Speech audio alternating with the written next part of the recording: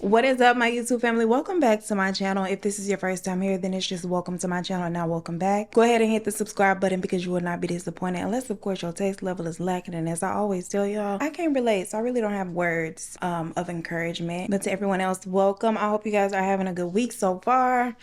Look at this scratch. I scratched myself, I think in my sleep. Y'all, today we have a lot to unpack, so I'm not gonna waste any time. I'm getting right into it, okay? We are discussing the case of Peter Frampton and Christopher Farmer, but we're gonna dial it back way before what happened to them. So in September of 1968, the brother of 23-year-old Mary Lou Boston here goes into a police station to report her missing. Now, she had not been heard from nor seen since September 1st, and he has not been able to reach her. And what's also really troubling and odd is the fact that Mary Lou is married and her husband doesn't seem to be concerned about her sudden disappearance. Now, when the police ask him if it's possible that she may have wanted some time away from her husband and children, he insists that something is wrong. That's not it. Mary has 3 young sons that she loves so much they're her entire world. She would not just up and abandon them, and she for sure wouldn't leave them with their father. And not only does the husband not seem concerned about her disappearance, he's been acting very nervous and jittery as of late, especially when the brother is asking him questions about where his sister is. Since she's gone missing, the brother has also noticed that her husband, Silas, aka Dwayne, his prized rifle is missing from the home. And when he asks Dwayne about where it is, Dwayne just tells him that he traded it for a couple of items that he wanted, but the brother does not believe that at all. And despite his efforts to have police look into her disappearance and her husband as the cause of her disappearance, years go by without any real investigation into what had happened to her, leaving all of her loved ones to wonder forever. It was as if she had disappeared off the face of the earth, but there are people who know the truth, just not the right people. Now, one year, as the Christmas holidays are approaching and the children she's left behind are discussing the things that they want, what Santa is gonna bring, and the possibility of their mother maybe returning home this year, their paternal grandmother makes a very jarring statement to the boys. Now, this of course is their dad's mother. She says to them, "I don't want to lie to you kids. Santa is not real. I bought these gifts. Your mother is never coming home. You'll never see her again because your father killed her. And these kids are small." She goes on to tell them that he had only done it because he did not want to lose them, and Mary Lou had threatened to take them away. Now, rewind back to 1968 when she had gone missing. Earlier in the year, Mary Lou had told Dwayne, the father, that she wanted a divorce. Their marriage was not going the way that she wanted it to go. Dwayne was a bit of a party animal. He was very irresponsible, very immature. And by that point, Mary was just tired of him and ready to call it quits. When the two of them had met, she was just a teen. Dwayne was a bit older. He was a bit of a bad boy, and at the time, she thought he was really cool. Her family did not. They didn't approve of the age gap. They didn't approve of her dating this bad boy, and so she decided to run away with him, get married as soon as she was old enough to, and start a family. With the first 2 boys, he was a good father. He was a good partner, and by the time they had the third, Mary Lou was really maturing, and by the time they had their third, Mary Lou had really matured and Dwayne had changed a lot, but not for the better. All day long, from the morning to the evening, he would have his friends over in the living room where they would sit and partake in drugs, drink right there in front of the children. Baby, the children would be stacking blocks on the floor and they would be passing the things right in front of the children's faces. Dwayne would stay out all night. He was not faithful to her. And anytime she would express her grievances, he would just take it like she was complaining and getting on his nerves. The two separate and she goes on with her life. She begins dating another young man and things are really looking up for her. All she wants from Dwayne is a co-parenting situation. One day, Dwayne asks her to go for a drive with him so they can have a chat away from the children, and she agrees. He takes her to an orchard, pulls out the rifle, the same one that Mary's brother had noticed was missing. And when she tried to run, he shot her in the back. When she falls to the ground, he goes to stand over her and she asks, "What about the kids? What about the babies?" And those are her final words. Dwayne then digs a very shallow hole in the ground and buries her in it. He then goes home, confesses to his mother what he had done. He's crying. He's showing her the blisters on his hands from digging the grave and refilling it. And he tells her that he only done it because she was going to take the boys away. And he could not have that happen. And his mother is not the only person that he tells this story to. He also confides in a few of his friends about what happened. And all of them, from the mama to the friends, keep his dark little secret. And this confession really did not come as a shock to many. By no means did anybody think Dwayne was this great person. His life had practically been one long crime spree, okay? Beginning in childhood when his own father taught him how to steal, and that it was perfectly okay to do so if you saw something you wanted. And he had attempted to carry the torch by teaching his own sons how to steal, asking them if they wanted to come along with him while he broke into somebody's house. And when they would object and tell him of course not, he would tease them about being too goody. He would say things to them like, you can't be my son, and call them, you know, goody two shoes, things like that. 10 years after Mary's disappearance and still no answers as to what has happened to her, Dwayne essays a young girl in their home, and he is charged for this. Knowing that the police are after him, he decides to take his boys and flee California to evade arrest. He decides to flee to Belize, and his father funds this trip. He even comes down to visit them a couple of weeks after they settle in. He buys Dwayne and the boys a boat that they named the Justin B. Now, it wasn't after Justin Bieber, because this was in 1978 and he was not yet born. Apparently, the Justin B is a cocktail, one of his favorites. We'll be revisiting that later in the story. Now, when his father comes to visit, apparently Daddy had a little money. He had somehow, some way, whether by pay or intimidation, he had the charges dropped against Dwayne, but he doesn't tell Dwayne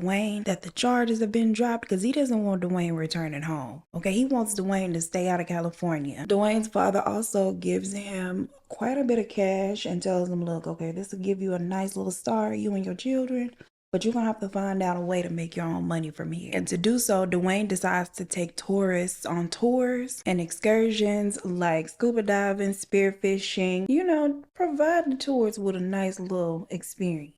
The boys really enjoy the company of the tourists that come and go. They always have so much fun with them, and Dwayne is a lot nicer in the company of strangers because when it's just them, Dwayne likes to drink and become very belligerent and aggressive. If he is not physically roughing them up, he's verbally abusive to them and appears to take delight in bullying his children. Now, in June of 1978, Dwayne and his sons welcome a young couple aboard their boat for a sailing experience down the coast of Belize that they anticipate would take several weeks. They plan on making several stops to different islands and also have, you know, nice days out at sea. Now, 25-year-old Christopher Farmer has just finished medical school, and his 24-year-old girlfriend, Peter Frampton, has just finished law school. The two had actually met at just 14 years old, and they've been sweethearts ever since. They're originally from Manchester, UK, and they had decided that after graduation, before they dive into the workforce, they would take some time and travel the world together. Their journey had begun in Australia, and from there they had traveled to Central America. Now, Chris's mother did not like the idea of this whirlwind adventure. She felt like it was kind of dangerous, but there was no change in their minds. They had decided they was going to do this, and here they are. Before reaching Central America, they had also traveled to Morocco. Now, her son's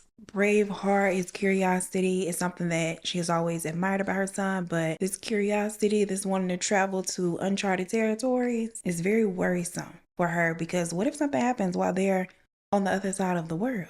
So Chris is promised to keep in constant communication with his mother to ease her worries, and Peter has made the same promise to her parents as well. Peter would detail their travels and give updates in these lengthy letters that she would send back home to her mother regularly, and Chris records himself on cassette tapes talking, and he sends the cassette tapes back home to his family. The two of them had met Dwayne in a bar where he told them about his tour guide business that he runs with his sons, ages 12 and 13, them serving as crew members. He made it sound real cute, real innocent. And when he had offered them an extended tour down the coast of Belize, they could not resist. Dwayne and his sons welcomed them on board, and when Chris expresses his desire to have his own boat one day and learn how to sail it, Dwayne offers to give him a crash course, which Chris is extremely excited about. Chris is also a very big music fan, so before they left home, he had made mixtapes on his cassette tapes full of his favorite artists, his favorite bands. He was also traveling with his big boombox, so he provided the vibes, and the group have a great time out on the ocean, dancing, singing along as they sail the beautiful blue waters. The first few days are everything that the young couple could have hoped for. Peta spends the majority of her days laying out,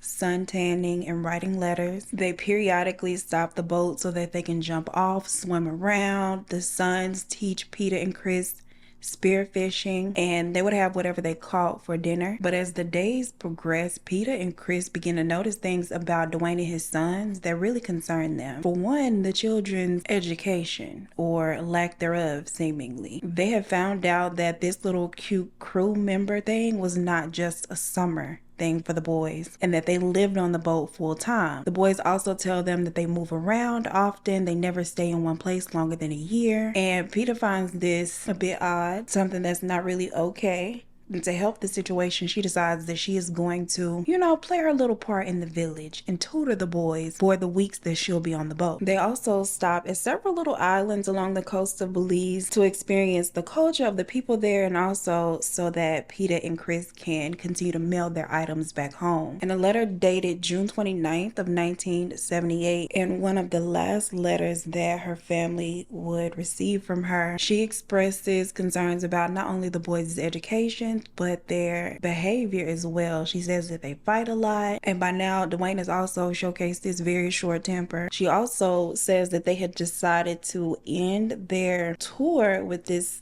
family earlier than they had expected. She explains that by now she's been on the boat with Dwayne and his sons for several weeks, and she has grown tired of their arrangement. The boat is only 32 feet. There is not a whole lot of room to move around and get away from each other. There's no privacy. Child, Dwayne was just toxic. He would get intoxicated and be yelling at the children. He had them working as little bartenders, making Justin B cocktails for him. And if he wasn't yelling at the boys, baby, they were yelling at each other. It was just all too much. And this is the last letter that her family would receive from her. One evening, Dwayne is thoroughly intoxicated, baby, gone off the Justin B's. Per usual, there's a complete shift in his personality. He's gone from being party animal, life of the party, to being mean, condescending, and downright rude. And of course, anytime he has a little bit of liquor in his system, there is something that he is unsatisfied with. And this evening, it is the way his young son Russell is making rice. Something happens to tick Dwayne off, and here he goes on a tangent aimed at Russell. Chris, at that point, was really tired of this, and he decides to step in and defend the boy. He tells Dwayne, stop, that's enough, leave him alone. But Dwayne does not take well to Chris trying to tell him how to parent his son. Angry, he swings at Chris, but Chris ducks. And Dwayne has swung so hard, baby, when he went over Chris's head, he landed himself right in the water. Chris then says, maybe that'll help you cool off. And everybody kind of chuckles, everybody except for Dwayne. He doesn't find any of the things funny. Chris then offers Dwayne a hand back onto the boat. Dwayne does not say anything, and this humiliation just fuels his rage. But in the moment, he does not react. He just decides to keep it cool. Later that evening, he makes a comment to his sons that they need to get rid of these people. The following day, he tells Chris and Peta that he's going to drop them off at a fishing village near Livingston, Guatemala. But before they reach the port, they stop and he drops the anchor, and this is way far back from the port. Dwayne tells the couple that they do not have the proper visas to get into Guatemala, umbrella, and waiting to creep onto the port late at night would be their best bet. So they're gonna sit there and wait for the sun to go down. By now, Chris and Peter are just happy to know that they are soon off this boat. They are more than ready to part ways with Dwayne and get on to the next leg of their adventure. Things have been very tense all day, and they're just happy that this is finally about to be over. Now, when the sun goes down, Dwayne tells Chris that it's finally time to move in, and he instructs Chris to go pull the anchor up so they can sail. The snoring is crazy.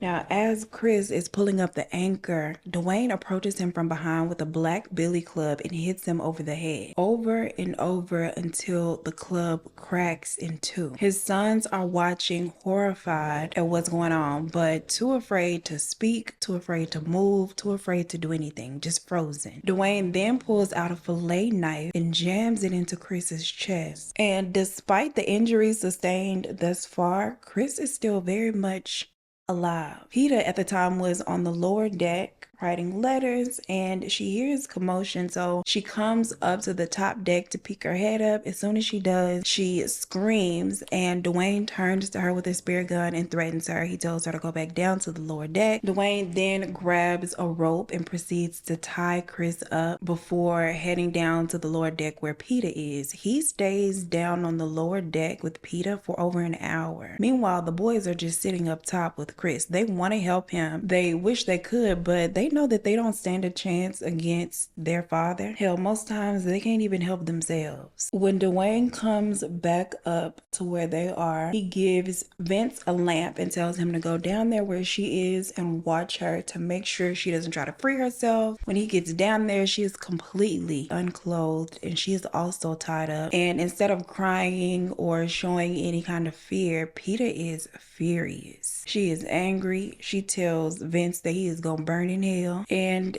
Vince is like, damn, the kid is not a willing participant in all of this. He is terrified and just doing what he has been told to do. But I guess she thought that like this was the real family business and all of them were willing participants. Dwayne gets both of them hogtied and he leaves them that way overnight. And the following morning, remarkably, Chris is still alive. Dwayne tells them that he has a plan to drop them off at a small island. He's gonna tie them to a tree and leave them there. If they live and get help, they live and get help. If they don't, they don't. But he promises that he is not gonna end their lives. They are relieved to hear this, as are the two boys. They are ready for this to be over and they desperately want the couple to be free. But unfortunately, this is not the true plan for them at all. Dwayne just needs them to remain calm in the meantime. So he needs them to believe this. He places bags over their heads, but he tells them not to worry. He just doesn't want them to be able to see exactly where they're headed. He then retrieves an iron gear like this one and places it on the deck next to them. And it is at this point that the boys are looking like, wait a minute, something does not seem right. They watch as their father tie the rope that is attached to the couple to the iron gear. And after they sail for a minute, he tells them, okay, I'm gonna let you go now. We're right near the island. The boys can see that that is not true.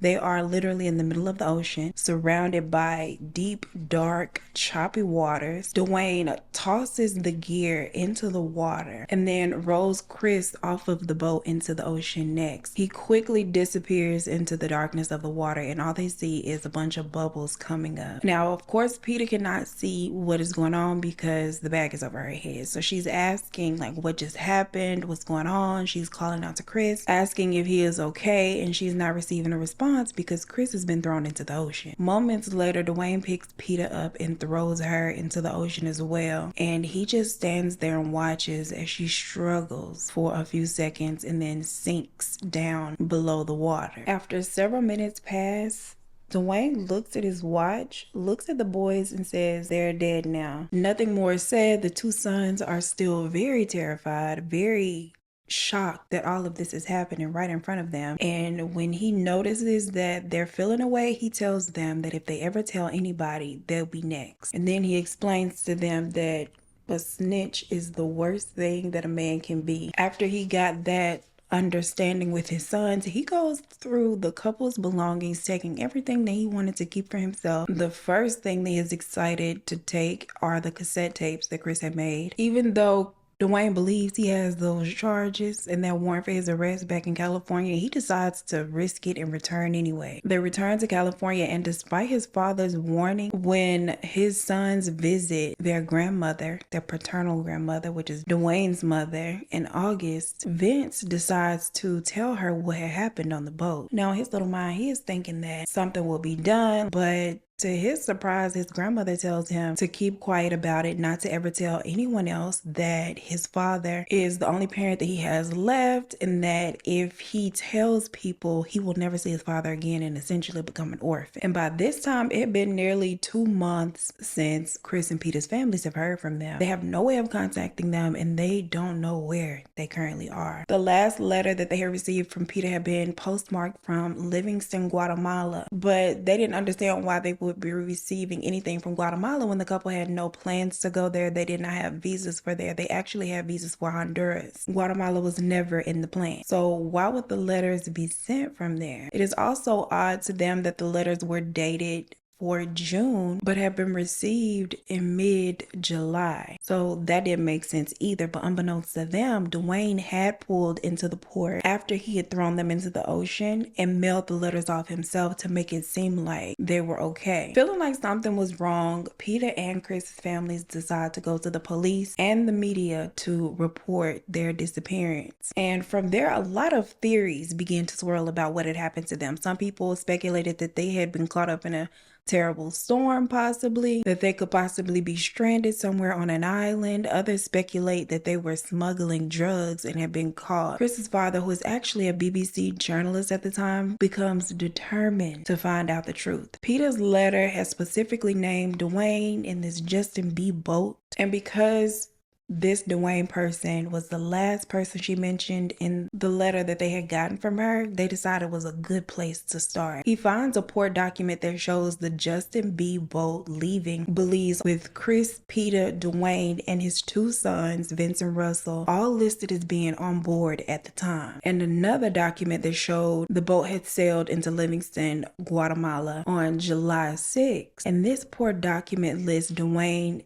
and his 2 sons as the only ones being on the boat. There is no Chris, there is no Peter. So it's very apparent to Chris's father that something had happened. Something happened between them leaving one port on June 26th and arriving to the next. He hands these documents over to the police, hoping that it'll be helpful, it'll light a fire under them, make them realize that something terrible has happened. And it is likely that this Dwayne character knows what. The only news that the family receives comes several weeks later in October, when they are informed that this man, Dwayne, that they had last been seen with, had sold the Justin B boat in July and had returned to Sacramento, California. Investigators track him down for questioning, but he tells the police that the couple had reached Guatemala and that they had parted ways then. Dwayne also tells police that Chris and Peter were addicts and had asked to be dropped off at a small island near the peninsula, which is almost completely deserted. And although their request didn't make sense to him, he had just obliged because that's where they wanted to go.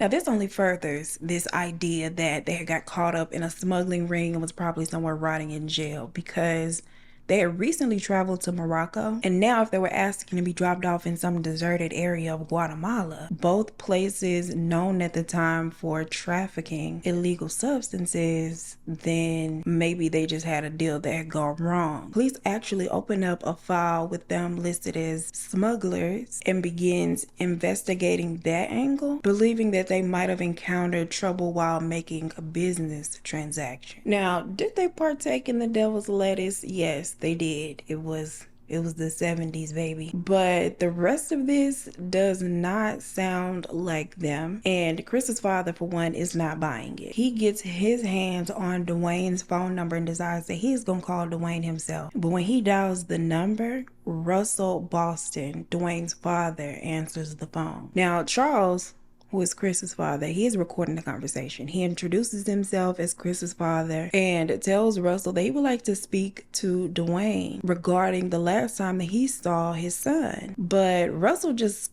very quickly diverts the conversation and tells Charles that it is very likely that the two of them, him and his girlfriend, were off in Colombia somewhere, and he should look around there if he wants to find his son and his son's girlfriend. Now, Charles asks Russell for another number or an address where he can reach Dwayne to talk to him directly, and Russell tells him he doesn't have anything. He doesn't have an address, he doesn't have an alternate phone number, but if Charles would like to write Dwayne a letter, he could do that, mail it to him, and he'll make sure his son Dwayne gets the letter. And all of that sounds like a bunch of mess. It was very weird and very obvious that Russell is only interested in protecting his son, regardless of what happened to Charles. 3 weeks after this call, on February 1st of 1979, now 31 weeks after they have gone missing, Chris's father receives a phone call with very devastating news. The person on the other end of the line tells him that the previous year on July 8th, about a week or so after Peter and Chris had gone missing, 2 tortured bodies had been found floating in the ocean by a group of fishermen. It was a male and a female, and the female had a plastic bag over her head. Autopsies were then performed locally, and they were able to identify them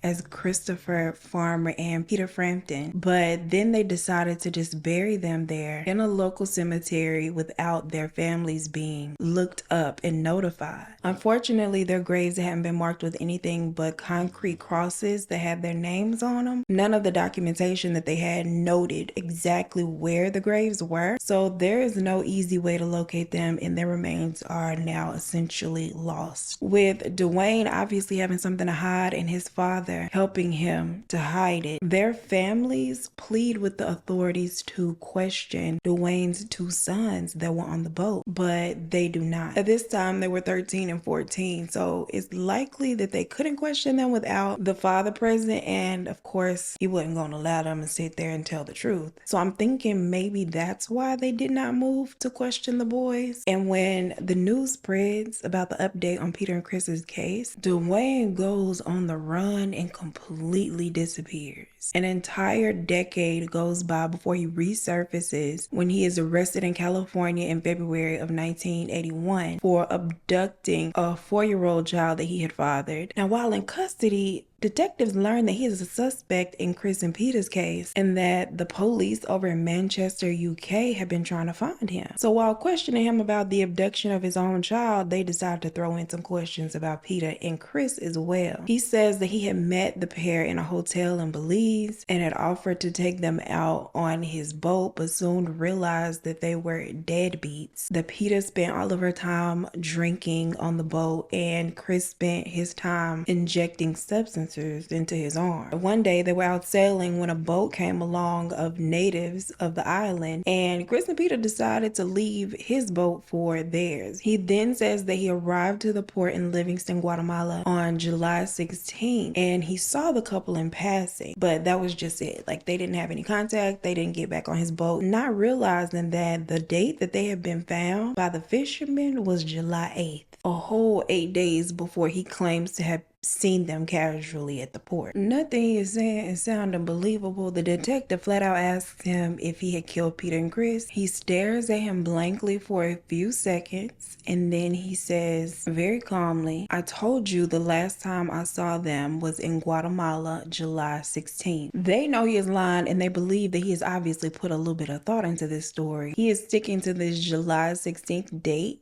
and he mailed off the letters from there on July 18th. Obviously to try to cover up his tracks, or like make it seem like he was telling the truth about seeing them there on the 16th, but they have no proof that what they believe is true and that he is lying. They have no evidence, and so when this whole kidnapping thing wraps up, they're forced to let him go. And when Chris's family asked them again to interview Dwayne's sons now that they're adults, they're told that his sons are on the run as well, that they've been in hiding and can't be found, which is completely the opposite of the truth. Since 3 years after the incident, his sons have been doing everything in their power to have their father brought to justice for this. Vincent, the older of the two boys had left home at 16, just 3 years after the incident, and had actually gone to the police with what he had seen, but it was dismissed as hearsay. The weight of what his father had done had weighed heavily on him and continued to do so even after he was dismissed. At 17, he joined the Navy and had finally had complete independence from his father, and once again tries to report him. And that time he called the Manchester police over in the UK instead of going to the local California police. But again, he's not taken serious. They actually thought it was a prank call, which was very frustrating for him. And he knew somewhat how Peter and Chris's families felt because he had lost his own mother at the hands of Dwayne, which police had also dismissed. He would often think about how badly he wanted to know what had happened to his mother, and he felt like he had the power to give those same type of answers to Peter and Chris's families, so he wanted to do that if he could. And in his own situation, as far as his mother goes, he kind of already knows the why, but he doesn't have the answer of where she is, and he knows that she has not been given a proper burial. So at the very least, he just wants to know where his mother is. He had asked his father for the location, making it clear that he was not going to turn him in. He just wanted to be able to put flowers on her grave, but Dwayne wouldn't even give him that. He told Vince, "You'll never find her in a million years," and that he had buried her near a creek that has since caved in on her. And as if it would make it better or soften the blow, Dwayne had told him that out of every life that he had taken, she is the one that he regrets because he really loved her and he loved the kids. He just didn't want to lose them. In January of 1999, now 21 years after the incident on the boat, Russell, the younger son that was on the boat that day, places a call to police to report his father. The detective working on the case over in Manchester, UK, where Peter and Chris's families are, is informed that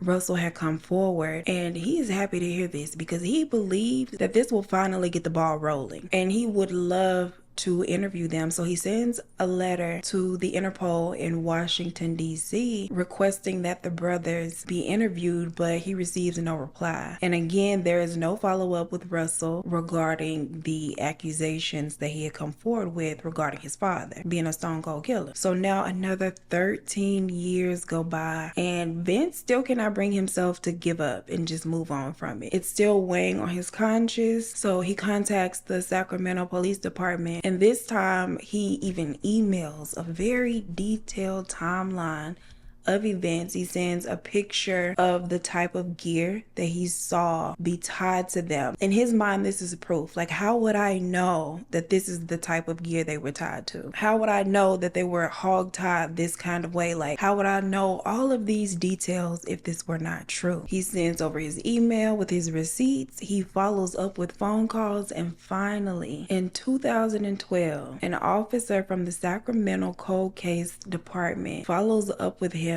and believes him. The problem then becomes the territory. This happened in Belize. So fast forward a couple years, they're still in a place of being stuck. In 2015, Chris's sister decides to take to social media, now that that's a thing, and look up Dwayne and his sons on Facebook. She finds them very quickly, and she messages the sons asking them if they were on the Justin B. boat back in 1978. She also contacts the cold case department of the Manchester police, telling them that she had located Dwayne and his sons, and all of them need to be arrested. When the detective that she speaks to searches their database for Chris and Peter's case, there is nothing. Like nothing in the system regarding it. And both families are livid because what do you mean I have no records of this case? And the detective that was on the case back in the day has since retired. So this detective that she is currently talking to decides to reach out to him just to see if he could give her some kind of information, some kind of insight. And fortunately, I don't know how legal it is because it don't sound very legal to me, but I'm glad that it happened. He had a copy of the entire case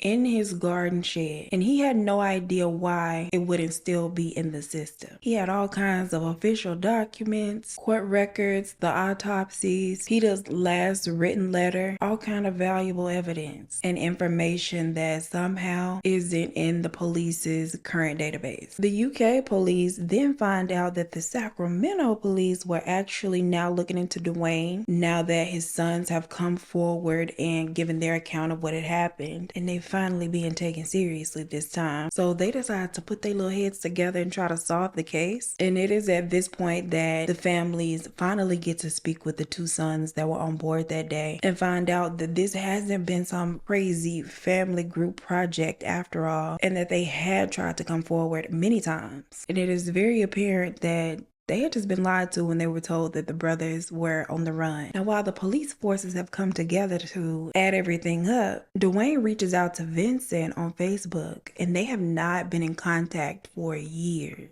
The message says, "Hey dude, what's up?" And Vincent doesn't trust it at all. With this case being actively investigated, he has a feeling that his father might know that he came forward and is only trying to reconnect so he can set him up, because he knows his son has gone to the police. And y'all, it's just sounding like a setup. Vince does not go for it. A couple of months later in 2016, they finally secure an arrest warrant for Dwayne Boston. 38 years after that horrible incident on the boat, FBI agents go to arrest Dwayne at a care facility that he'd been staying at. But when they get there, they don't know where he is, and Vincent is afraid that he has left the care facility to seek revenge for his betrayal. But they soon find out that just 2 days before they had arrived to pick him up, he had been transferred to a different care facility about 5 hours away. They then go there hoping that he has not fled the scene. And when they arrive, they find him sitting there in a wheelchair, a decrepit, frail, old little 75-year-old man.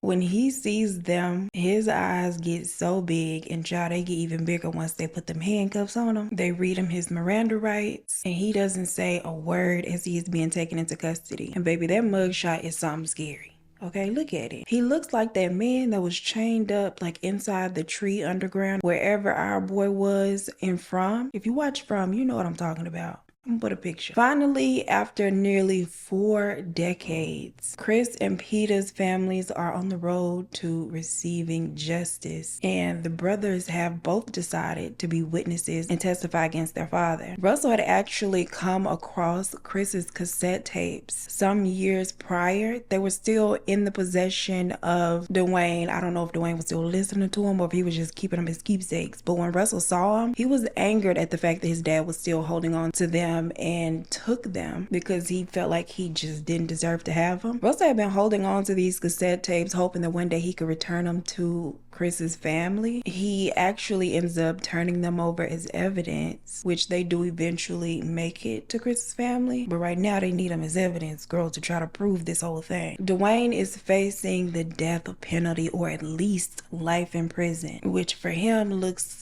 like a strong 2 weeks, okay? 2 weeks notice for life. But make no mistake, with his back against the wall, the deck stacked against him, and look at how he looking, Dwayne still has one last trick up his sleeve. He is very ill and has decided to withdraw treatment. As his court dates approach, he stops eating and then he stops drinking because his plan is to die before he has to serve time for this. He had an October 2017 trial date, and just 2 weeks before his pre-trial hearing on April 24th of 2017, Dwayne passes away, sick, hungry, and thirsty. It was a devastating blow to both families, and it really sucked that he got to live out his life and then just check out on his own terms before he had to face any justice. An American pastor had visited Guatemala in 1984 and had visited the graves of Chris and Peter. He had taken pictures of both grave sites. He did not know the story behind Chris and Peter, but when he found out their story and that the families couldn't locate them, he sent over the 2 photos and a letter with any and all details that might be instrumental in helping them locate their loved ones. First, the FBI makes a trip out there. Their mission is to find them and return them to the States so that the families could bury them where they would like to. But they had come back empty-handed, and at that point it was pretty much up to the families if they wanted to continue to look. In December of 2018, Penny, which is Chris's sister, travels to Guatemala with a friend of hers, and after only an hour of searching, using the details from the pastor's letter and the picture, of course, she finds Chris's grave. And just moments after this, her friend finds Peter's. It is a very emotional moment for her and felt like the missing piece. They have found out what happened to them, and they have now found them physically. Why the FBI couldn't find them, if they really looked for them, who knows? Now, fortunately, this tragedy tragedy is not the only thing that binds Chris and Peter's families together. Penny, Chris's sister, ends up marrying Blaze, which is Peter's brother, which I thought was really cute. And as for Russell and Vince, Dwayne's sons, they were happy that Peter and Chris's families got that much closure. I mean, it's not a happy ending, but they did get a lot of their questions answered. And they try to have the case of their mother's disappearance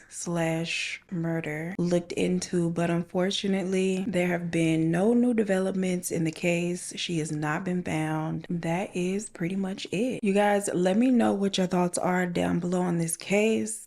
I know it was a lot. There's a lot going on, but I want to hear your thoughts. Please like the video before you leave. Subscribe to the channel if you have not. As always, I appreciate you so much for spending your time with me, and I look forward to seeing you in the next one. Peace. Now, the couple there, in a letter dated June 29th, 1968. No, it wasn't. Doug. Who is Doug, girl? And I'm digging in my notes. Not Doug. Doug just came out of nowhere. Well, it's close to Dwayne.